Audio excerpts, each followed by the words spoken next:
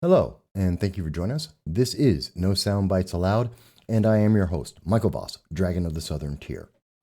I'm happy to be here with you today as we're going to review Joe Biden's America Infrastructure Plan, the plan to revitalize our roads and our infrastructure, the bridges and electric system. What is really going on? Is it really going to fix America? Is it going to cost what he says it's going to cost?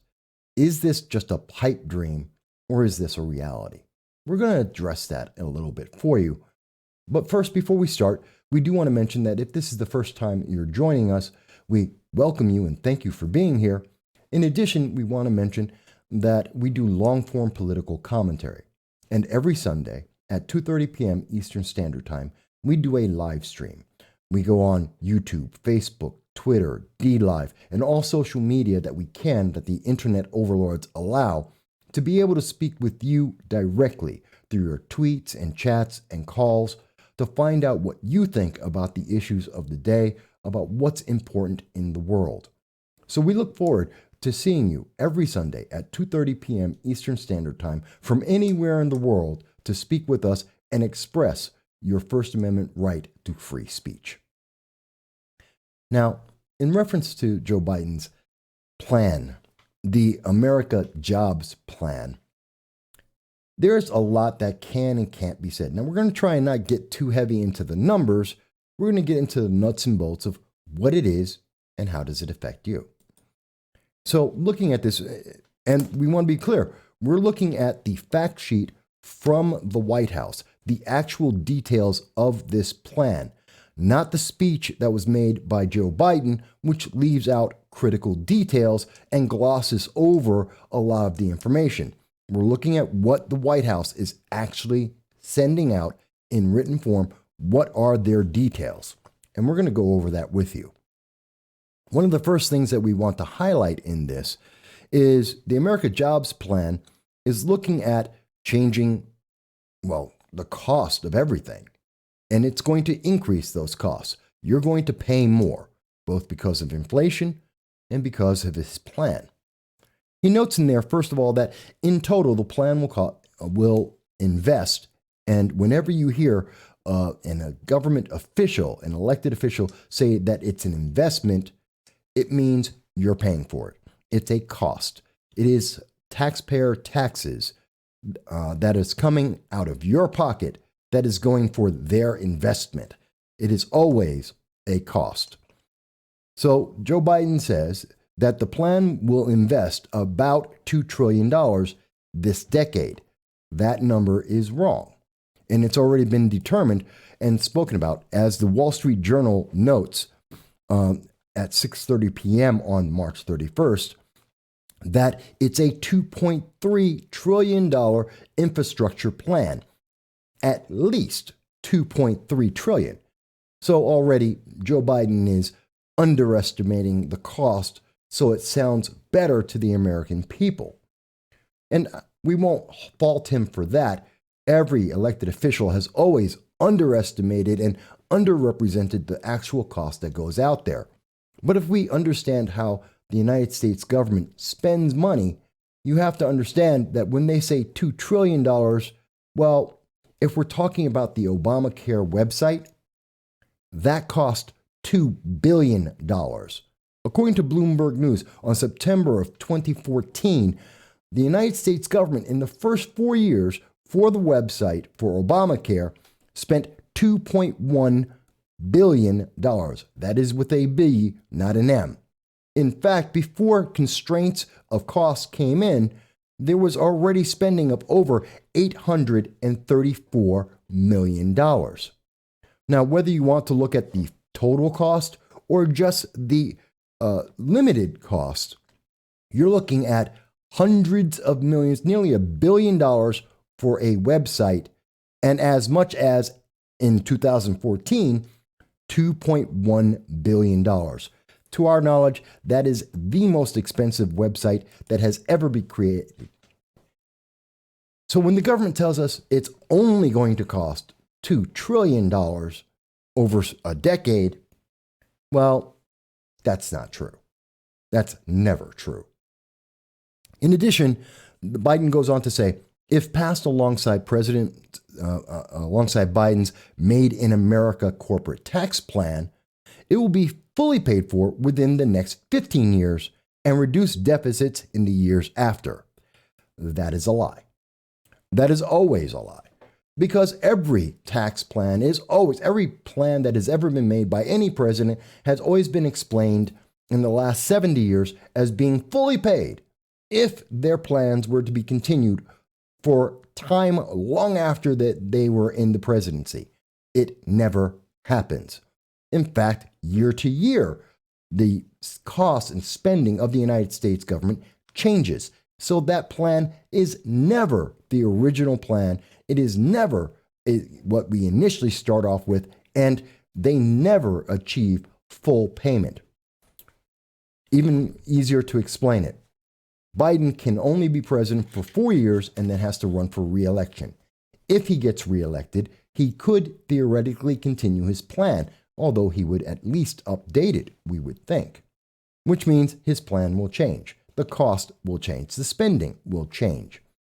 It will not be this. If anyone else is elected instead of him, then that plan will change. The spending will change. The cost will change. It will never be fully paid in the time frame that he has explained here. And that doesn't even go into the increase in costs you're going to be paying for and the increase in inflation that's going to be hitting you as well. We'll get to that in just a moment. But one of the things that caught our attention and really stood out is that the plan is looking to spend $621 billion in transportation infrastructure. By that, we mean the American roads and bridges that we all use. This sounds incredibly familiar, and it should, because this is the Obama plan. It is exactly what President Obama had mentioned to us, and that failed miserably. We know that. We have seen this all before. This is essentially a continuation of the Obama 2.0 administration that we have seen since January 20th from Joe Biden. As an example, there is the Repair American Roads and Bridges. Now, this is targeting 20,000 miles of roads out of, we believe the estimate is 865,000 miles of road in the United States, of which only 173,000, 1 in 5 miles, that are in poor condition. Again, there are 865,000 miles of roads and highways in the United States. Joe Biden is looking to fix 20,000 of them. That is a tiny and mostly insignificant number. In addition, he's going to be working on 10,010 bridges out of 45,000 bridges in America. To be fair, that's 1 in 4, which is far better than what he's doing with the mileage, which is ridiculously small. But again, it isn't a very large number. To his credit, he is targeting the worst condition, bridges of the worst condition to fix. So there is that. But he's looking to spend $115 million. Joe Biden is proposing a total increase of $115 billion to modernize the bridges, highways, and roads that are most in critical need of repair. 115. It should sound familiar to a lot of people because it is familiar. In fact, as reported by Investors Business Daily back in 2017 in their editorial, in reviewing the Obama 8-year legacy, we see that President Obama, in his stimulus, or so-called stimulus, looked to spend $105 billion for the largest new investment in American infrastructure since President Eisenhower. And it didn't work. It literally, $105 billion made the American roads go from a D to a D+. It didn't help. It really made no difference. And in fact, roads today are more congested than they were under President Obama in 2016, well after his program had been in place. So when we hear Joe Biden say that he can do it for $115 billion, we have a strong suspicion he will fail. Going on, there is the modernizing of public transit. Fine. There's also the investment in passenger and freight trains, which would also address Amtrak and high-speed rail. We know for a fact high-speed rail has completely failed. If we look at what was offered by the Obama administration, as per the Reason Foundation in a December 4th, 2020 report, they note that the rail systems, out of the estimated $25 billion for California, the only region that actually tried to develop high-speed rail, nothing was done. The cost has gone from, though they spent $4 billion, the estimate was $25 billion, and today that estimate has now reached $100 billion. As an update for this, $100 billion, and nothing has been done. We have no high-speed rail, but we spent the money.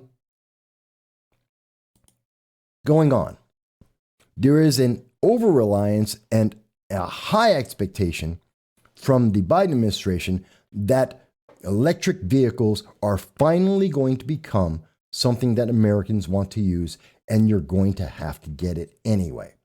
And he is looking to spend $174 billion to force Americans to buy electric vehicles, whether they want them or not. And at this moment, Americans don't. This is going to build up $174 billion to build up a national network of chargers for electric vehicles and to replace diesel transit and 20% of yellow school buses. Key thing here, the plan is to replace 50,000 trucks that are bringing you your food, your clothing, your essential goods that we must have on the road if we want to have a quality of life that exists as it does now. 50,000 trucks are going to be taken off the roads and replaced with what? Because electric vehicles will not replace a truck. There's a reason why diesel is running right now. He doesn't explain what that would be.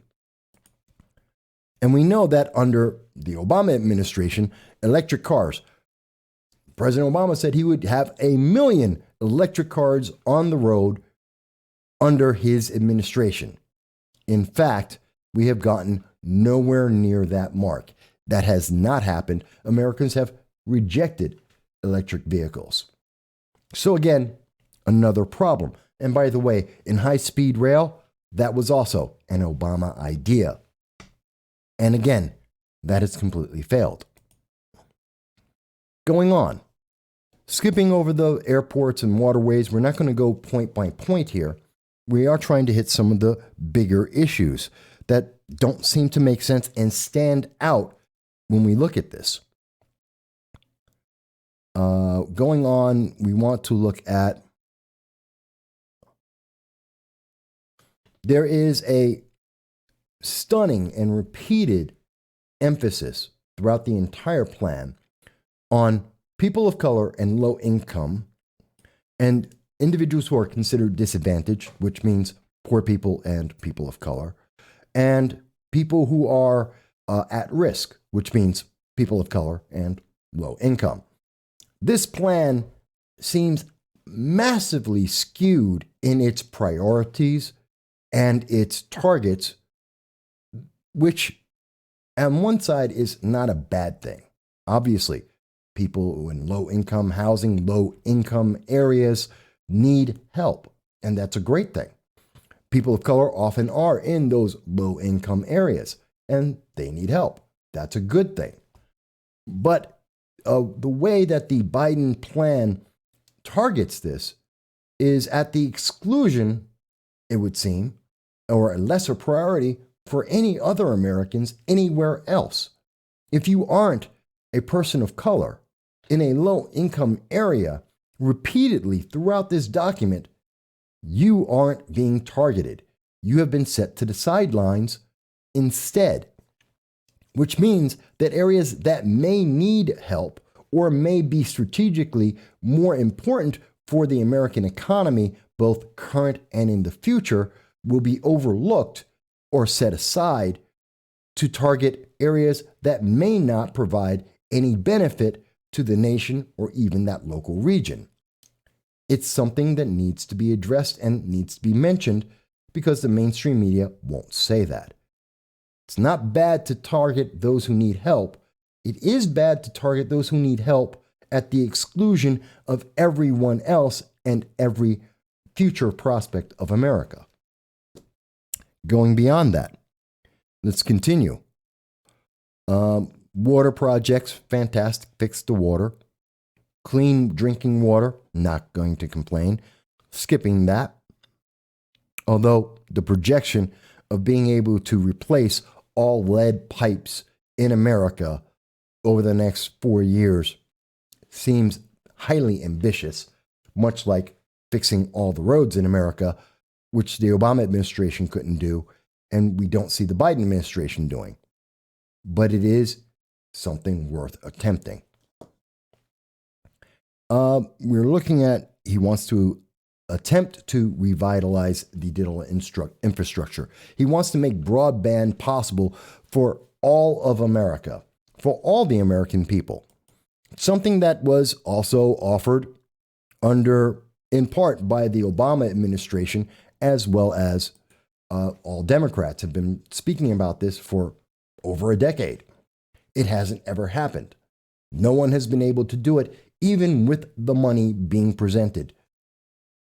We hope that he would be able to do this, but history has shown that while this is something that is constantly stated by Democrats when they are in power, they never get it done while they're in power.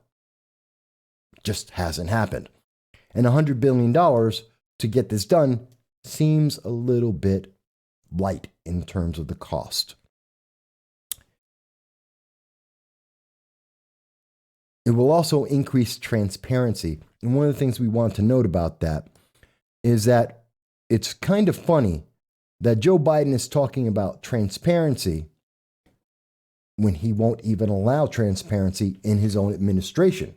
News media being rejected from the border to report on what the Biden administration has already done wrong. They created a crisis and won't let news media actually observe that crisis and report accurately to the American people. Senators have had to go in, sneaking in, trying to get video for the American public to see the reality that we have children trapped like sardines in new cages that instead of chicken wire are using clear plastic, but yet allowing COVID into COVID contamination to spread, which is then being spread in cities throughout the nation as those children are released into the general populace. It's a bit troubling. Going back to Biden's plan, we see he wants to re-energize America's power infrastructure. This is important. The American grid is immense, and it is in immense trouble. According to Bloomberg, back on January 31st of 2020, a little over a year ago, there are 7 million miles of transmission and distribution lines in the United States. It costs over $1 trillion in infrastructure, and it is aging badly. It needs to be replaced and fixed. That is an essential for the American nation to continue to exist as it is. Joe Biden has decided that he wants to use $100 billion to replace the electrical grid, the backbone of America's electrical system. This is very troubling. This should scare everyone. He is looking for $100 billion. Now, if you say that the system is a $1 trillion system, that's about 10%. Except that's not accurate. In fact, according to the generous and highly optimistic views of a green energy advocate, we see that to replace the electrical grid, which must be done, is at least $4.5 trillion. Again, this is coming from green energy advocates who have an optimistic view of replacing the entire grid and putting in place renewable energy. In their highly biased point of view, they are looking at least $4 trillion, if not $4.5 trillion, doing the math. That's a lot. Now, again, this is a decade-long plan, so if we're looking at Joe Biden's plan accurately, if he's spending $100 billion a year, and he should be spending at a minimum $400 billion, then his plan is inaccurate, ineffective, and useless. If he's spending less than the most optimistic minimum cost, knowing that the government always spends more than it tells you it's going to spend, he is nowhere in the ballpark of what is necessary to actually replace the electrical grid. You're being lied to in the worst of ways. And estimates on what it would actually cost to replace the electrical grid, actually, most estimates are in the $7 trillion range, not the highly optimistic $4 trillion, which means Joe Biden is even further away from the truth and further away from the reality of what it will actually cost. But that's not the only thing that he will be doing. Because besides putting in less money than is necessary to actually replace the grid, we're looking at that $100 billion is being split into more issues than just the grid. Again, the grid by itself would cost $4 trillion. That's not counting the new solar towers, wind towers, the geothermal, the biomass, which are experimental at this point, and they need to be created. The Biden administration is looking to take away and reduce the number of nuclear power plants, which is actually counterproductive, and we need more of them, just like every other major power in the world. We have problems. This is a major, major problem, and the projections being provided are ridiculously out of line with what is actually necessary for America to move forward. But you probably won't hear that from most of the news media, which are very pro-renewable energy and will applaud this no matter what. In addition, there is the creation of next generation industries. In other words, unions. And throughout the plan, there are at least 5 direct references to creating unions, and it's all over the place. That's not a good sign. Not everyone wants to be in a union. This plan mandates it. Its focus and its intent is on rewarding the unions that rewarded Democrats with donations. This is to make up for the 11,000 jobs he took away from the American Pipe Fitters Union, and to harm America, increasing the cost of gas and natural gas and gasoline, and infuriating our northern neighbors in Canada. So this is a problem. But he goes on to say that we have to fix the homes. And he is looking to build, and he's going to spend $213 billion to build 1 million affordable, resilient, accessible, energy efficient, and electrified housing units. He's going to make a project. You know, the things we have right now that were built to be affordable, resilient, accessible, and electrified housing units. Back in the 60s and 70s, we built projects. No one wants to live in the projects. They're also called ghettos. And that is what he is looking to build here. Let us be very, very honest. That is what he is looking to build.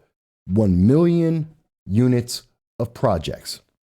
And it's very interesting because, as he says, this again is incredibly optimistic, because we know that the average cost of a building is approximately, there it is. An apartment building, the national average is about $10 million.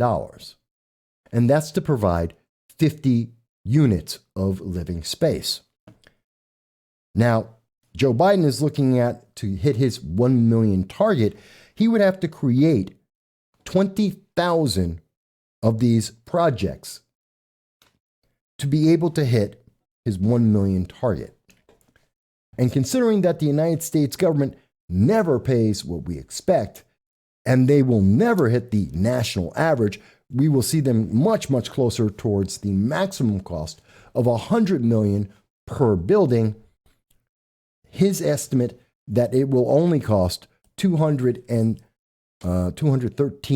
billion to create these houses seems incredibly unrealistic. Continuing that unrealistic ideology, he's looking to build and rehabilitate 500,000 homes for low and middle income home buyers. The key word here is home buyers. If you don't buy the home, they won't spend the money. It's not that we are rehabilitating and building new homes for low and middle income individuals. It's only if they go out and buy it. So it's $20 billion that may or may not ever be used, because low income people don't necessarily buy a lot of houses. So that's not really going to help the target group that he's talking about on news media and saying we're going to help people of color and the poor. Not so much. Middle class, yes. And if you're middle class and a person of color, and there are, he will help you. If you're not, he's really not doing anything for you. So that's important to point out, because it's glossed all over by the major media. Of course, eliminating exclusionary zones and redistricting buildings and housing areas, trying to fix the existing $40 billion to fix the existing projects or ghettos that exist right now is never a bad thing. They need it, but not really helpful. And he wants to put union building trade workers to work. Again, not independent businesses, not small business owners, unions, the people who actually donate to his campaign. He's rewarding his campaign donors. It's one of the 5 references directly to union jobs and unions in general that he is saying is going to be promoted by his plan. Not small business, not minority business, not women-owned businesses, unions. If you're not in a union, this plan isn't going to help your business. And probably not you as an individual. We're going to keep going here. And there are a lot of points here, and many others will pick out the incredible number of things that have actually just pipe dreams, inconceivable, inaccurate, and useless. One of the things we do want to highlight here is that there is this idea that Joe Biden is raising that America can spend $400 billion and we will create a green energy utopia. That isn't realistic. That new technology will spring up from nowhere, that these technologies will be put in place and they will make everything work better. We've heard this from many, many people. It doesn't happen. But we are spending directly $35 billion on climate change for who knows what reason. $35 billion to pay back all of the eco-fanatical groups that have supported Joe Biden, that have tried to change America and destroy our infrastructure, that have punished the American public and our businesses for being the most industrialized, one of the most industrialized nations in the world. Even though we are the world leader at reducing greenhouse gases and making the world a cleaner place. It would be interesting to see them to spend that kind of money and time and attention on trying to get China, the polluter of the world, and India, the number 2 polluter in the world, to clean up their act. But that won't happen.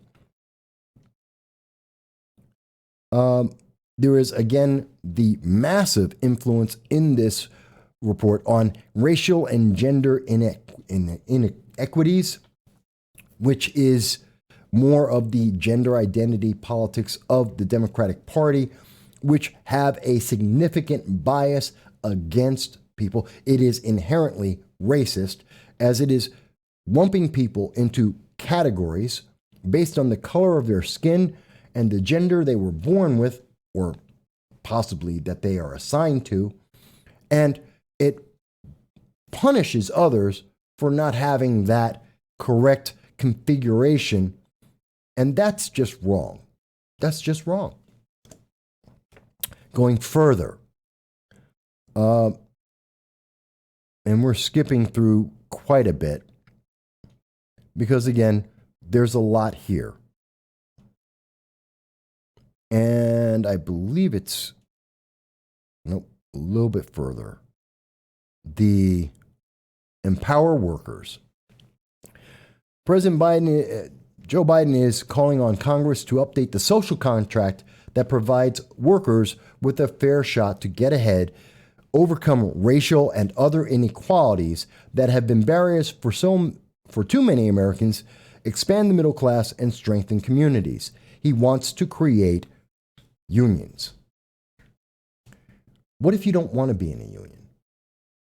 What if you are a small business, you're a minority, and you want to create a small business, which would improve your, it would overcome racial inequalities. It would be your fair shot to get ahead. It would remove barriers that have held back Americans and expand the middle class. But you're not in a union, so you won't get any help. This is a problem, and this is something that is taken directly from the Alexandria Ocasio-Cortez Democratic Socialist ideology, her Green New Deal. It's been lifted from there and placed right here. It is that socialist ideology and part of the progressive programming that is being pushed here, that you want to be in a union. At least if you want to get government resources, if you want taxpayer funding, well, then you have to be in a union, and that's the only way you're going to move ahead. That's a problem, because that doesn't empower workers. Workers don't necessarily want to donate towards a Democratic or even a Republican or a conservative or a libertarian campaign. They don't want their money to be used for that, but it is. And that's kind of unfair. And you don't get to excel as an individual in a union. You get to excel as a union worker on that union's plan and timeline. There are other questions about that, not to say that unions are useless, although they have become corporations unto themselves, and they have their best interests at heart first and foremost at this point in America. And it seems troubling that a president is so fixated on a single set of organizations as opposed to trying to help all of America. But then again, this goes to rewarding those institutions and organizations that have donated to his campaign that got him in power.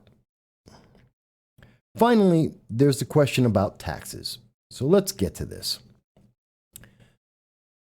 The Made in America tax plan is a horrible idea that will cost you more money. It is going to initially increase the cost of the taxes that businesses are going to pay. It's going to increase them by 7% from 21% currently to 28%. Businesses will turn around and put that extra cost on the goods that you buy.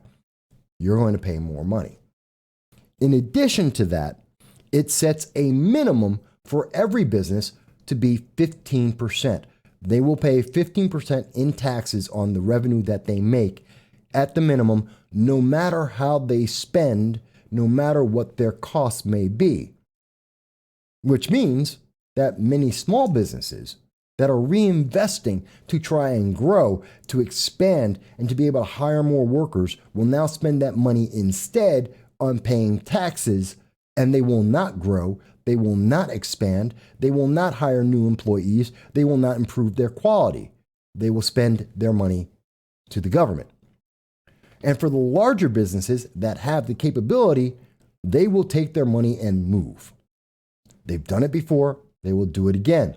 Although the Biden plan imposes a 21% tax on businesses moving their money overseas. That's it. They're assuming that that's going to stop this. Don't believe that. Businesses will spend quite a bit of money to save even more money by moving it overseas and trying to trap individuals and take away their freedom and their ability to continue to be an operating business doesn't usually work, which is why the Obama administration had some of the lowest numbers when it came to small business growth in the United States. That is just the facts. It's kind of sad. And we're seeing this again with the the Biden extension of Obama policies. These policies that did not help the American workers and actually held back the American economy. And we were promised that following the Obama administration, we would never see 3% growth. And we didn't while we were on that plan. And we are going to return to that idea under the Biden administration. This is a problem. There's a lot of problems in this bill. One of the things that it highlights at one point is talking about an idea of justice-involved youth, which is one of the targets within his infrastructure plan, helping those justice-involved youths. Now, if you're like me, you wonder, what is a justice-involved youth? That makes no sense. Well, it does when you understand that in 2015, the terminology was changed, and a justice-involved youth is actually a juvenile delinquent. In other words, we're talking about individuals like the 14-year-old shooter in Binghamton, New York, that was shooting people at Columbus Park, and again, shooting at people and injuring individuals on January 11th of this year. Those justice-involved youth include the girls who were involved and caused the fatal carjacking of an Uber Eats driver and are currently on trial or in the juvenile justice system for that murder and the carjacking that they caused. So let me sum this up. And we've gone through this pretty quickly, hitting just a couple of highlights to let you understand what's going on. The America Jobs Plan is a lie. It is the Obama infrastructure, the Obama stimulus 2.0. We're going to spend over $2.3 trillion guaranteed. And you're going to get almost nothing for that. We're spending almost the same amount to fix our roads with shovel-ready jobs that aren't shovel-ready and don't really fix our roads. we're going to spend a pittance on what instead of what is actually necessary to fix our electrical grid, and we won't get that done. We're going to invest in green energy, which fails in every country, and we're going to have an over-reliance on this renewable energy that is inconsistent and incapable of being able to provide the power that America needs, just like it doesn't in every other country in the world. It's a reason why no country has more than 30% of its energy coming from renewable energy. Yet, this is the plan from the Biden administration, directly from the Obama administration. We're looking at an over-reliance on unions and in effect, punishing small businesses for not being part of that union system that only benefits Democrats. That is a political system that is a pay-to-play kind of reaction. And we see that the average American is suffering, either because they're not being targeted by this because they don't fit the right check boxes that are in the progressive playbook, or because of a reliance, an over-reliance, and trying to force them into jobs that they don't want to be in unions they don't want to be part of. And it's going to create new ghettos for the future under the idea that they're going to be some kind of new condo living. They're not. They weren't in the 60s and 70s. They're not going to be going forward either. But that's what you're going to be told and sold on. At every point in the American jobs plan, we are seeing, one, elements of already failed ideas from the Obama administration, and two, we're seeing just a misrepresentation of facts. The math doesn't add up. The plan doesn't make sense. It hurts more businesses and more people than it helps. And we know that these are going to be the outcomes because we've already seen it happen under the Obama administration. This will be touted by many news media sources. They're going to tell you this is a great idea, that Joe Biden has done something wonderful and transformative to America. Well, we agree with the transformative part. Too bad the transformation is not towards something better, but towards something far worse. But you may disagree. You may think we have misunderstood, or there are parts in this that we've skipped over for brevity that you think are important and essential. We look forward to hearing your comments about that and telling us what you think, both in the comments here and on Sunday at 2:30 p.m. Eastern Standard Time. If you found this to be informative or interesting, please do like and share. And most of all, please do subscribe so more people will be able to be involved in this expression of free speech and to say and to express their own speech as well. We thank you and we hope you have a great day.